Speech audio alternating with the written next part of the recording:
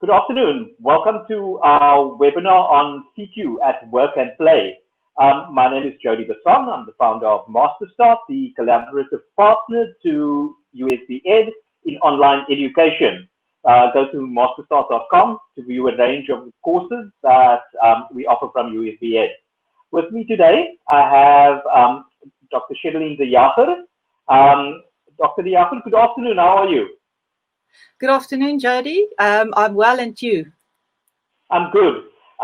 Dr. de Jager, I would describe you as a specialist in creativity, innovation, design thinking, and change. Have I sort of positioned that correctly?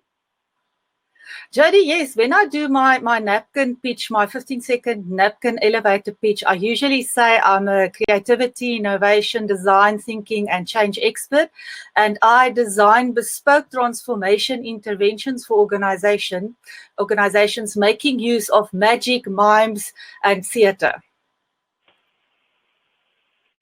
Wow, that's amazing. Dr. de Jager, jumping into our discussion, why the renewed focus on creativity? Jody, creativity has been cited on most of the future skills lists, or on, like you said, at the 2020 skills list, to be one of the most dominant skills required to navigate the challenges posed by the fourth industrial revolution. And the fourth industrial revolution, in a nutshell, is the radical fusion of technology, blurring the lines between the digital, the physical, and the biological spheres. And this has been propelled by the Internet of Things, artificial intelligence, robotics, virtual reality, blockchain, and 3D printing. And this has prompted us to recreate, reimagine, and reinvent society, the way we communicate, learning and development, as well as the new world of work, or the world of work. And this is totally apt about the situation in which we currently found ourselves to be in with COVID-19 and the lockdown. Yeah. So what is creative intelligence then? Creative intelligence is a term that is very difficult to define, and it is a term that is quite new at the moment on the horizon. I've defined creative intelligence as utilizing the correct creativity, innovation, design thinking, and change methodologies, frameworks, techniques, and tools to navigate the challenges posed by the fourth industrial revolution, solving problems and addressing client needs. Now, the elements contained within creative intelligence are creativity, innovation, design thinking, and change. Creativity and innovation are used interchangeably, and in my opinion, creativity precedes innovation, and innovation without creativity is sterile. Einstein said that intelligence having fun. I coined the phrase innovation is creativity commercialized or in a business suit. And then after I've posted this huge creative intelligence definition very bravely, and I've set it out there in social media, I got feedback from Alan Black and from the likes of David Burkus who say, no, it's too long and too confusing. And then I've shortened it and I've said, okay, CQ at Play is innovation in action. And that is sort of what I view creative intelligence to be, the practical application of all of those. Okay. So when we, in sort of the normal business sense, you know, people would refer to as certain individuals in the business as creatives. However, can any individuals or organizations develop the creativity? And if they can, how do they do that? You know what, Jody? Creativity is traditionally viewed as the exclusive domain of writers, musicians, artists, and performers. And if I conduct my workshops and I ask people, especially in the financial services industries, for example, are you creative? Then they say, no, we cannot paint, we cannot sing, we cannot perform, we cannot write. And that is a very narrow view of creativity. Anybody is creative, and you have the potential to develop your creative confidence as well as your creative intelligence. And there are methodologies, techniques, tools, and frameworks that you can use and utilize. And you can actually, like any muscle, just practice it and improve it. Now, I'm in a bit of a conundrum at the moment because on an organizational level, past and prior to the lockdown, certain organizational determinants was required to be in place to foster a culture supporting creativity and innovation. And it had to be part of an organization's strategic intent in order to take preference. At the moment, organizations have no choice but to absolutely foster and support creativity and innovation to create a world and a business after COVID-19. Yeah, so I want to focus on that specifically because the COVID-19 pandemic, for the last few years, we've been talking about the fourth industrial revolution. It's been a really hot topic, but COVID-19 seems to have fast-tracked everything. What are your views on COVID-19 and the adoption now of the fourth industrial revolution into businesses? Oh, definitely. Like with any revolution, and especially also the fourth industrial revolution, spearheaded, like as I've mentioned prior, by artificial intelligence, robotics, virtual reality, blockchain, 3D printing, and the likes thereof, it usually evolved organically. You had your early adopters, then you had your creative minority, and this then somehow sort of was triggered by an event or something, and your creative majority was created over time. What has happened in our current situation is this was digital transformation, and digital uptake was absolutely spearheaded. The question that we now sit with and that we are confronted with is which of these technologies, which of these inventions will have the most profound effect on the world. If you look at adoption rates, it took 22 years for 1 million users to have television sets. It took 3 years for 1 million users to use Facebook. Pokemon Go, 19 days. Another example is Zoom, the whole Zoom phobia that we all seem to have, the bandwagon we've jumped on. Last year, Zoom had 1,119 users for the year. At the moment, they have 220 users adopting Zoom per month on a monthly basis. And now to give you a couple of practical applications of these technologies, drones are being used to transport medicine, food, and coronavirus testing kits in Ghana at the moment to people. Virtual reality is used to train doctors. The whole training curriculum of the medical profession has to be relooked because they can actually practice the operations prior to performing it. It's not just science fiction, it's actually happening.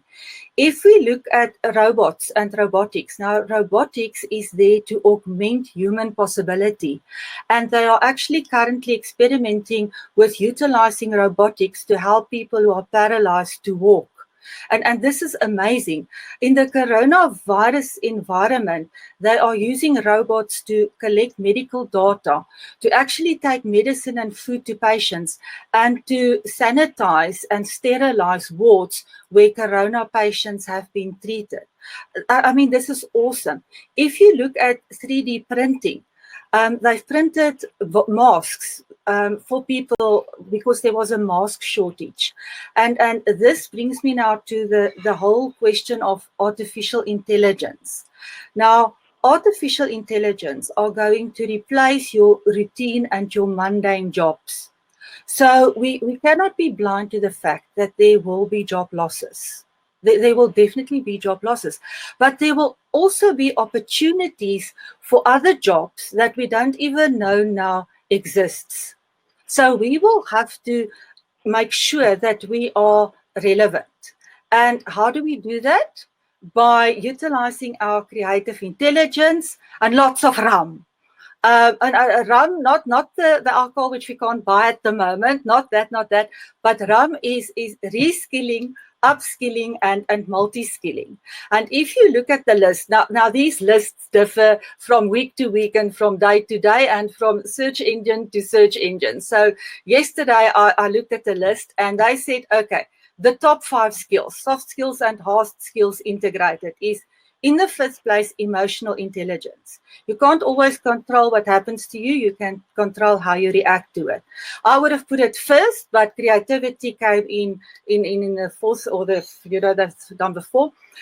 Creativity is sort of what we absolutely now going to have to dig and tap into to create a post-COVID-19 world. Well, to reinvent it in a matter of fact.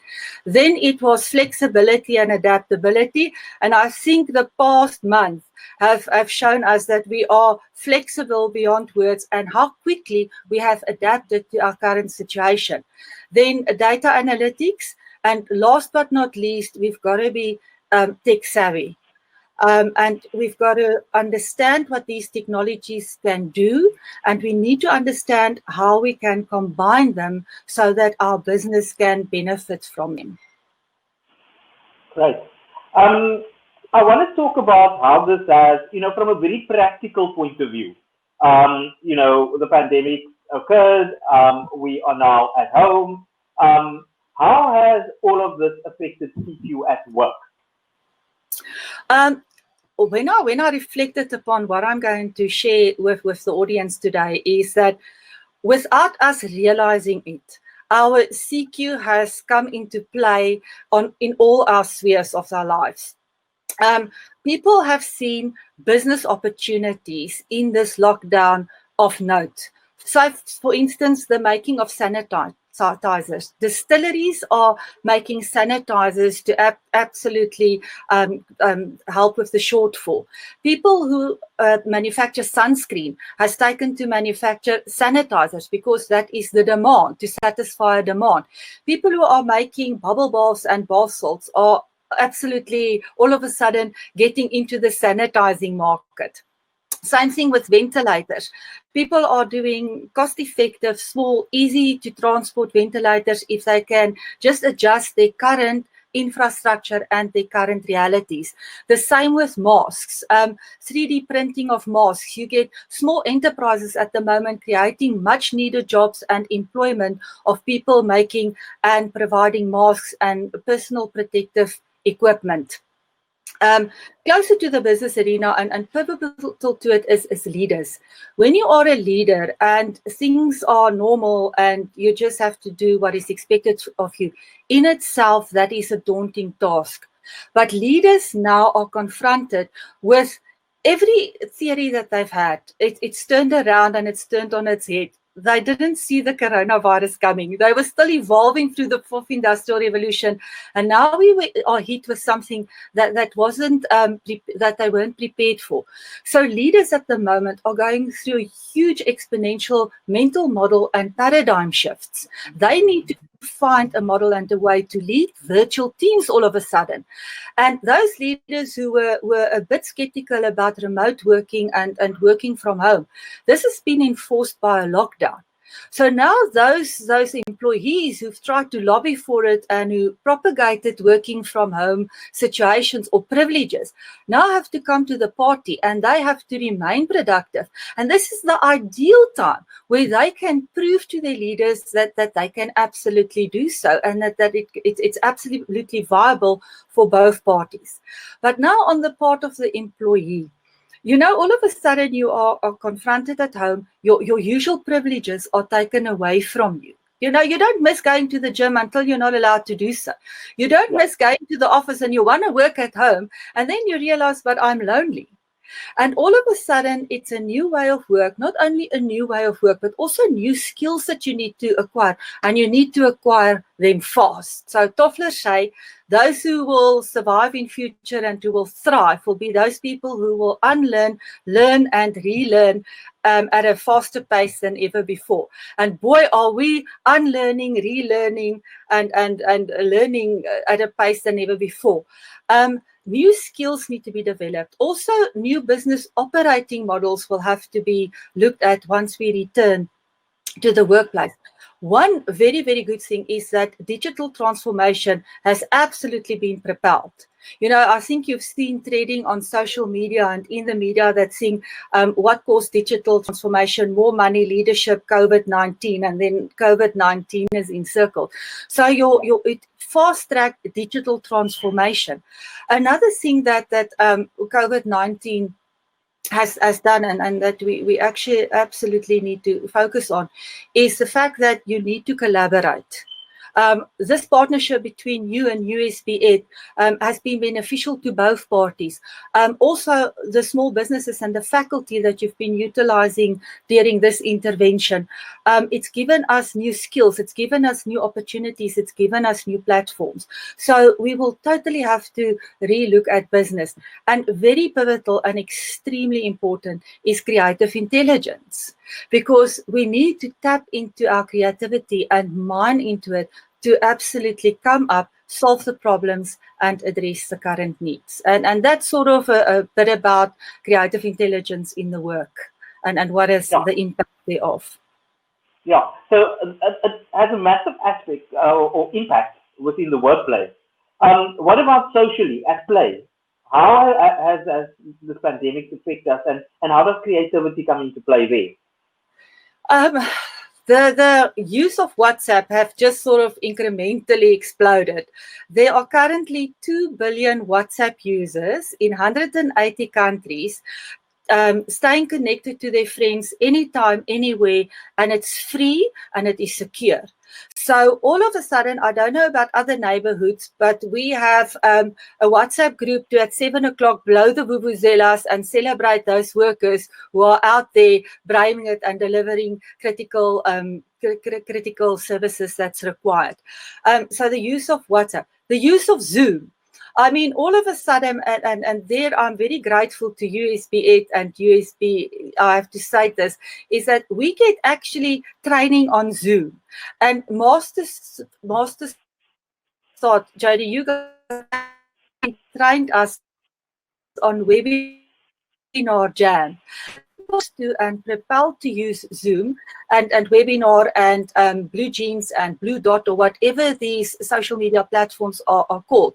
And I've realized it's okay to say, but I cannot do it. And people have developed the EQ has exponentially increased as well, because people are tolerant and they are forgiving and they realize that all of us are in this together. So apart from that is virtual art exhibitions. Now, an example of this is two of my artist friends, and I got their permission to use their names, is Dick Grobler and Marina de Toy, have, when it was still in the good old days of a 21-day lockdown, had a 21-day Facebook online art auction.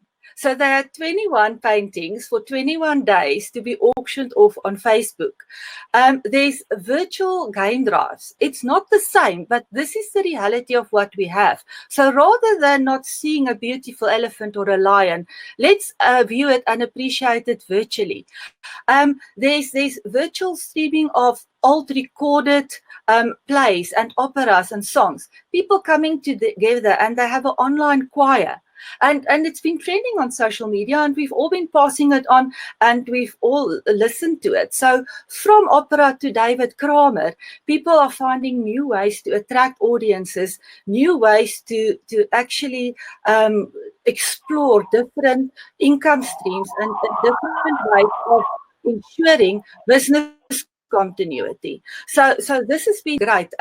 Also, something else that I need to mention and that I have permission to mention is one of the clients, and I'm taking this a bit back now, combining the business, the creative intelligence at play at work as well as at play is prior to the lockdown, I got this phone call and she said, and I hope she's watching today, she said, Cherylene, I want to try this thing. We've never tried this before. We want to launch an online platform.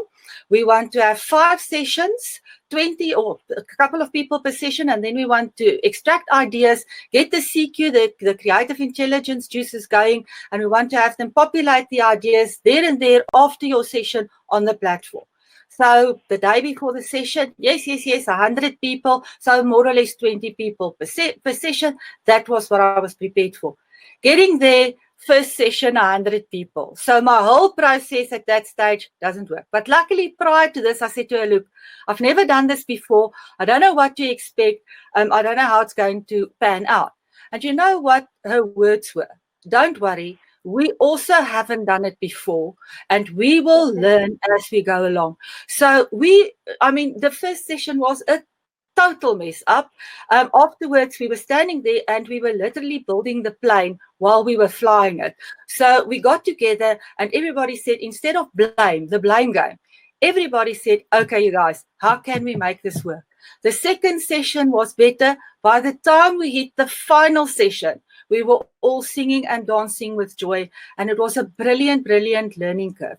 So one of you asked me earlier is how can individuals develop their creative intelligence? And I think it's closely linked to emotional intelligence, is sort of one of the tools of developing both of these aspects is make mistakes, fix them fast, and see them all as a learning experience.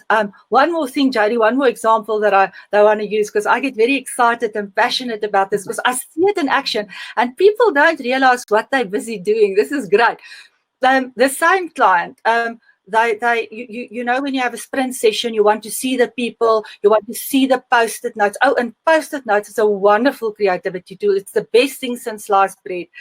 And they did an online sprint session, and she mentioned it on LinkedIn, and people were so fascinated that they actually got it to work, that it trended on LinkedIn. And I think we must all share, and we must all have compassion for each other while this whole process evolves.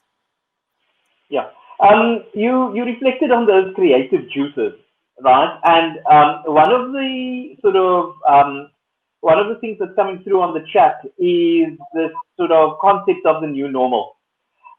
When we have a project in the new normal that we're now living through, that requires a high level of creativity, Dr. de Jager, how do we go about compiling those teams now that would work on a project like that? Oh, Jody, that's a great question. Thanks for asking that. And the person who sent it through, thank you very much. It's much appreciated, because I get so carried away with the exciting, the end product, that I sometimes forget about what precedes this. When you compile a team to address a product, please have some domain experts. You need domain relevant experts in that team. Now, this is sort of a double-edged sword, because domain experts can either stifle creativity, or it can actually see and appreciate a new or a creative or a novel idea. So your facilitator or the group leader or the innovation head or steerer needs to have a fine balance between a person being too specialized and not being able to see possibilities, as well as people who can see that. So you have to have your domain experts. Also include expertise that's adjacent to that domain. So if you have a surgeon, you will have your anaesthetist, or you will also have a nurse in a session to sort of say, okay, but let's find a holistic solution to this problem, and let's see whose needs we need to address, and can we address those needs. And then you have to invite people totally different to any of those domains who can come and have a look at your problem with totally fresh and totally new eyes, challenge that, bring in new angles, and say, but what if? That is the most important question to ask when you delve into your creative intelligence and creative potential. What if we? And even if it's wrong, and even if it's then start again. The worst thing that can happen is, what if let's try it out? No, it fails. Go back to the drawing board and start again. And this is where design thinking is so wonderful. You actually have a prototype. The process forces you to build a prototype. You have a prototype, and if the prototype doesn't work, you start again or you make improvements until it does. Awesome. Before we progress, any attendees on this webinar that would like to pose any questions to Dr. de Jager, please post them via the chat function, and we'll try and answer as many of them as possible.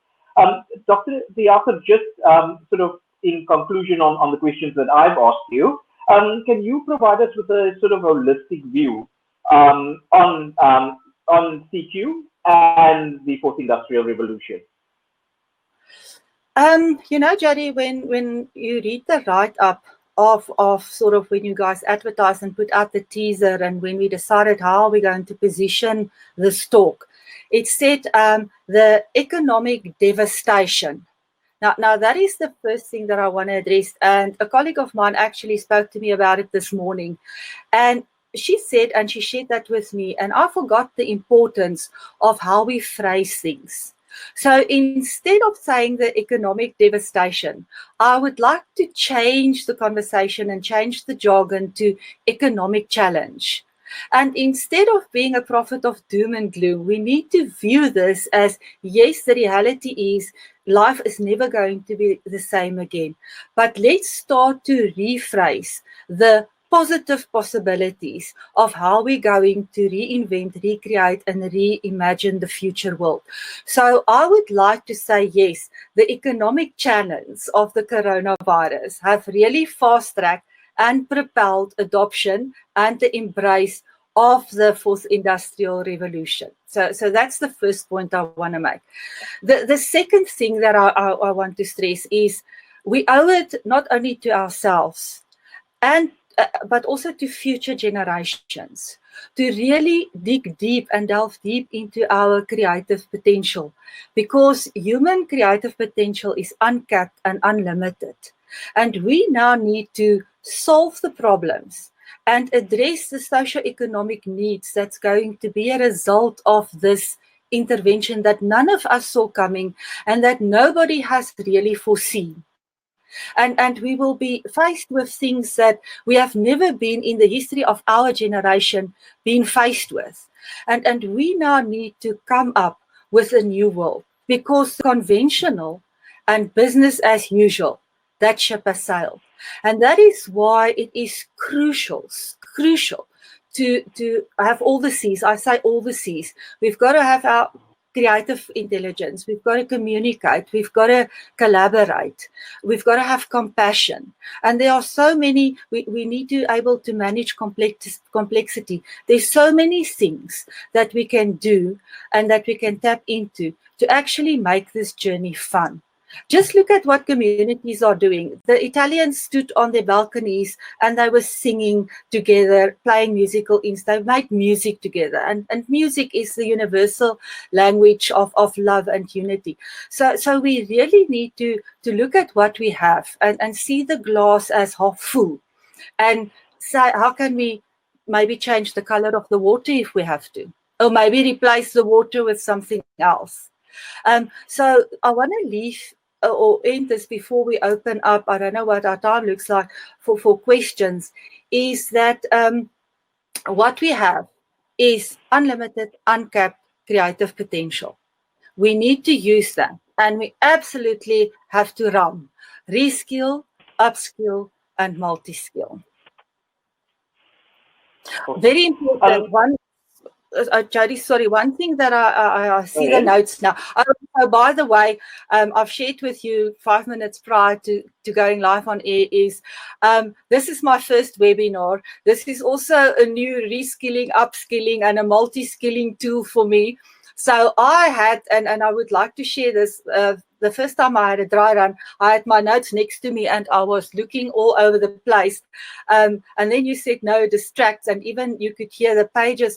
So I've put prompt notes and prompters on the wall in front of me. So if you guys saw me looking up and down all over the place, is I've got keywords so that I can just remember what are the important things. And especially if you now are going to have a webinar where content is of the utmost importance, and stats and figures that needs to be accurate, get prompts, and I hope it's okay if I had those to help myself get through the most important aspects.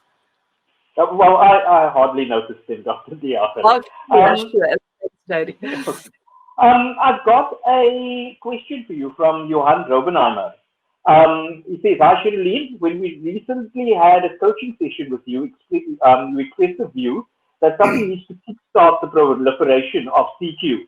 I know that you couldn't foresee in your wildest dreams the kickstart that we got through COVID-19. What was for you the biggest benefit of COVID-19 in the creative space?" Oh, Johan, thank you for asking that question. I have recently completed a book on creative intelligence, CQ at play, shaping your future, navigating the challenges of the fourth industrial revolution. And in this book, I tackled on the possibility of how triggers can enhance, can pivot and scale the usage of creative intelligence. And not in my wildest dreams that I foresee that I'm going to have so many case studies that we are going to collectively have to apply our creative intelligence to make sense of a post-COVID world. So this to me is like honey to a bee. This is amazing. The technologies, techniques, the frameworks, all of that is so applicable, and I can actually see it physically manifesting in the products that's being produced, in the actions that people take to cope with the impact of the coronavirus and the new situation and the world that we find ourselves in. Obviously, very, very disappointed because my launch could not be a physical one. We had to postpone because of the virus.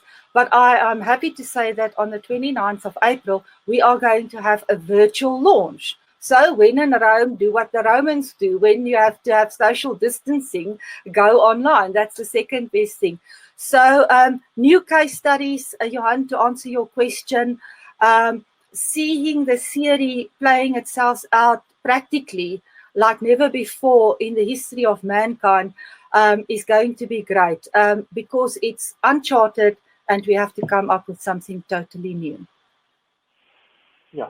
Dr. de Jager, Paletta has asked, how do we factor in safety as we embrace the fourth industrial revolution? Sorry, Jody, I couldn't hear you properly. Just repeat the question. No problem. We have a question from Paletta. How do we factor in safety as we embrace the fourth industrial revolution?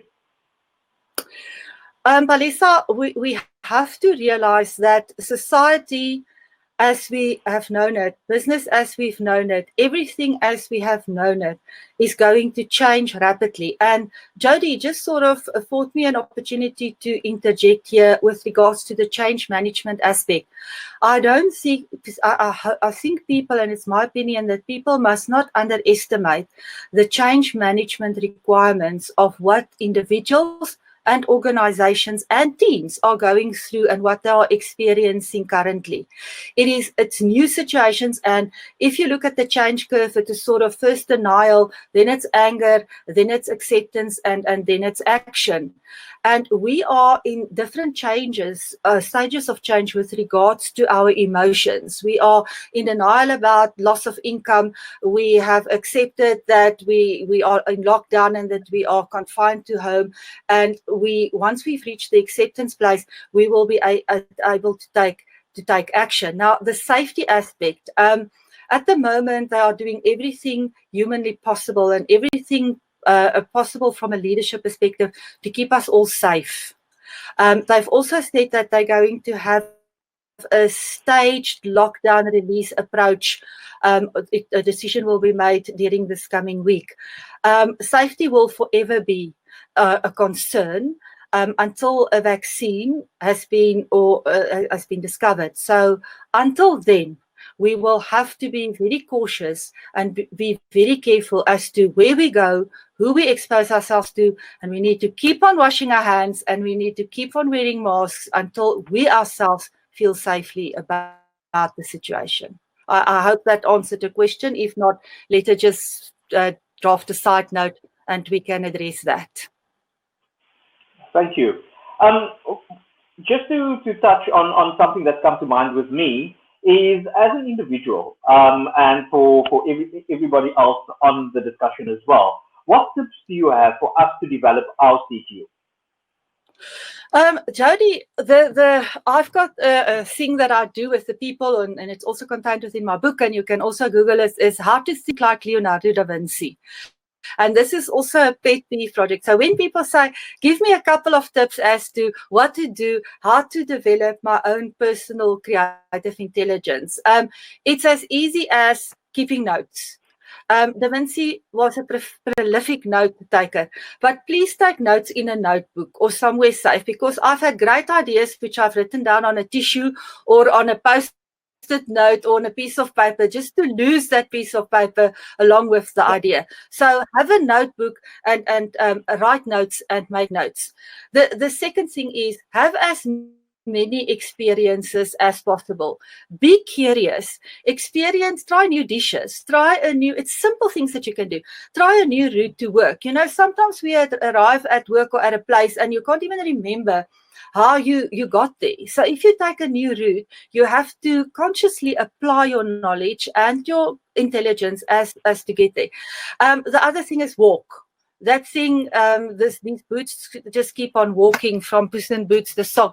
Keep on walking, because walking and exercise is a very good way. It sometimes just sort of spurts ideas when you walk, when you move. Drink lots of water. Change your environment. So a big thing about change is developing your creative intelligence, and something as simple as, I always tell the people, do the triangle exercise. So you take the simple triangle and you add a square to it and it becomes a house. So you've got to constantly test yourself and see and utilize as many triangles as possible in that minute. And say you start with 7 the first minute, and then you try and exponentially improve that every day and try and get to 35. Your most creative profiles draw 35 triangles given a minute. But there are tricks and tips to that as well, which I will then share when we have a bit more time, or when I've taken you through a process. Draw and build. Use Legos, use pipe cleaners, build your ideas, build a prototype, because then you not only learn visually, you also learn by utilizing your hands. Great. There's another sort of topic that's coming through the thread, and it's whether how do we actually teach creative intelligence to people across the sort of spectrum in the country, irrespective of their earning ability, or, you know, how does it apply to different people in different situations?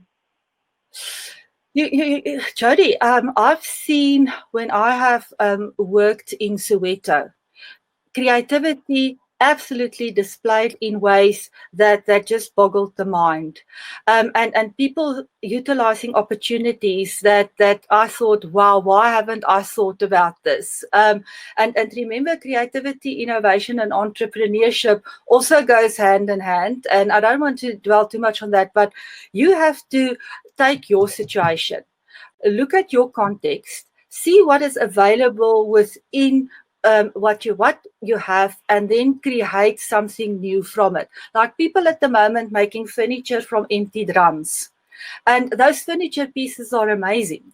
People creating art from plastic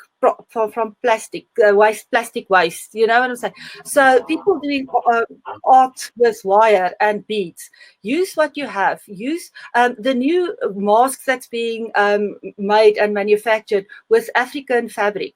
So it's absolutely amazing what you can do by just being aware of your environment. See what you have in your in context, and try and find new and utilize new uses for it. Something that I want to add is, in my book, people have asked me, why another book on creativity? And what I have done is I have absolutely celebrated and pay homage to South African creative intelligence in action and on display. And we are not often aware of the great things that South Africans are capable of, and we don't often celebrate it sufficiently. If you think about Dr. Chris Barnard with the first successful heart transplant, I mean, see a need, fill a need. We have the creepy crawly that is proudly South African. We have Pratley Putty by George Pratley, and it was the only South African product that was part of the moon landing. We have the Cyroprobe that removes the cataracts from eyes. It is Dr. Percy Amoyles, and it was used to move Margaret Thatcher's and Nelson Mandela's cataracts. I mean, awesome stuff, South African stuff. We have the CAT scan. That is a proudly South African invention. We have the Wonder Bag that cooks food, and this sort of came to the fore with our load shedding. You see, so creative intelligence is all about see a problem, solve a problem, address a need, fill a need. And the Wonder Bag by Sarah Collins was cited by Time magazine as one of the top 50 South African inventions of the decade. And even Meghan and Harry, the Mexit couple, got a Wonder Bag as a wedding gift, just sort of as a side note. Also, what we need to look at and what we pay homage to is Charlize Theron is not the only good thing that came out of Benoni. A chap with the name of Percy Trucker gave us CompuTicket. So it is across spectrums and across spheres, and let's take it closer to home and closer to the African continent and across the cultures and across the spectrum, like you've asked, is the hippo roller. Yeah. So the problem was, how do you transport water? And then people transported water in big pails or big containers on a wheelbarrow. So the wheelbarrow was very difficult to pick up. Once you could pick it up, it got momentum, and then the water spilled out of a lot of these containers. So they had a closed container with a lever, and so the water didn't spill, and the lever and the hippo roller propelled the movement of that. And then in a lot of cases is you get accidental discoveries. So what I want to say to people as well, and one of the techniques of how to improve your creative intelligence is experiment. Try new things, put new things into new contexts and solve problems. Amazing. I have to ask you, because it's been referenced so many times in this discussion, please tell us about the book, tell us where we can find it, and when's the book launch? Jody, the book came about as the same thing as two people have asked me, how can we improve our creative intelligence? You know, it's quite easy. I've got in the book so many techniques, so many tools, so many methodologies, but I've also focused on children, how to enhance the creative intelligence of children, how to look at things in the South African context, like our demand for private higher education, the youth unemployment, and very, very important, our skill shortage, how to creatively address that. What is learning going to look like in future? You know, we used to sort of memorizing things, giving it back, get 10 out of 10 or 8 out of 10, and that is it. What do we still have to retain? What is a click away? Don't underestimate the application of YouTube, Wikipedia, and Google. I think that is great, stuff like that. So the book is all about practical tips. The book is also used as that notebook to make notes. It looks at idea generation. It looks at how do you get breakthrough ideas. It really looks at the whole body of creative intelligence, the enhancement thereof, the retention thereof, and the application thereof. It's being launched on the 29th of April. There's a virtual launch from 4 to 5. If you guys are interested, just contact or email me and I'll send you an invitation. It's on Amazon, it's on Knowledge Resources website, and it is being used as a workbook for the sessions that I used to, and hopefully in future will again present face-to-face. But with the virtual world, I am, as we speak, in the process of redesigning and applying that whole value proposition and aligning it with the realities that we are currently facing. Awesome. Anything else, Jody? That's it from my side. I just want to respond to Nonkosana that the book is available through Knowledge Resources. Dr. de Jager, thank you so much for your time. It was an amazing discussion. And yeah, we'll definitely look forward to having you with us again. Any last words from your side? Jody, I would just like firstly to thank Dr. Johan Swanepoel from USB8 for using his creative intelligence in coming up with this initiative. I think this is great. We have to collaborate and we have to partner and we have to relook at things from a totally different perspective. Michelle Wolfswinkel, who has guided me and who supported me through this, Professor Anton Miller, my professor and co-author of the book, who's actually challenged me, and he's actually told me to tell you how important creative intelligence is currently, because things will never be the same and business as usual, forget about it. Rita Prinsloo, who has alluded to the fact that be careful about the language that you use, reframe all of this as a challenge as opposed to this being a disaster.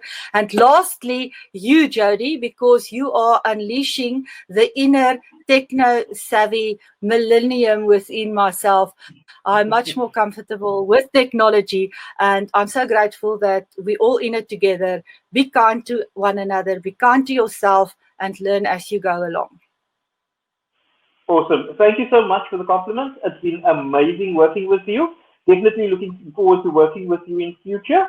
And I can't wait to read your book.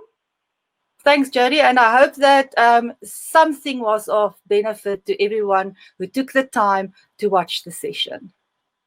Thank you. Yeah, I'm sure it was. Thank you, everybody, for attending.